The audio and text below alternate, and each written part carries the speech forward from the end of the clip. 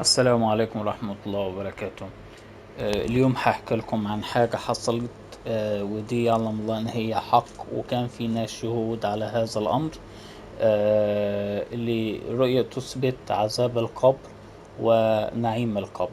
ده حاجة حصلت قدام عيني أنا شخصيا وناس كانوا معايا. كنا في مصر كنا بنحفر لبناء قبر للعائلة، فكنا بنبني مقابر للعائلة.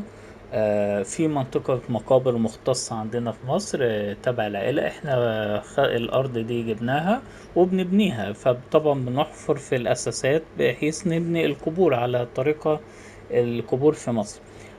وإحنا بنحفر ما كناش نعرف إن في حد مدفون في المكان. ف وإحنا بنحفر في على الأرض بحيث نبني القبر تبعنا. آه، في لحظة وكان خالي بيحفر الأرض، شمينا، يعني خبطنا في عظم الأول. ده كان اللي هو المدفون، اللي كان مدفون في الأرض ديت. الله يرحمه ويغفر له ويغفر لجميع المسلمين. والله والله والله شمينا ريحة ولا الأحلى من المسك ولا شميناها في الدنيا تماما.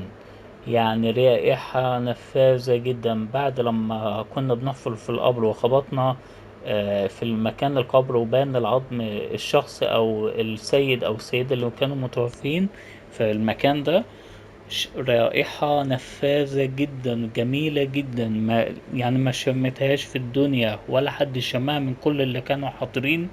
شمينا الرائحة اللي قعدت لمدة دقائق على ما أتذكر.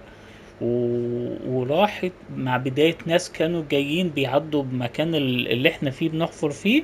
الرائحة اختفت تماما. بس فعلا ما لقيناش أجمل من الريحة دي في حياتنا. وده أكبر دليل على إن في حاجة اسمها عذاب القبر ونعيم القبر. والسلام عليكم ورحمة الله وبركاته.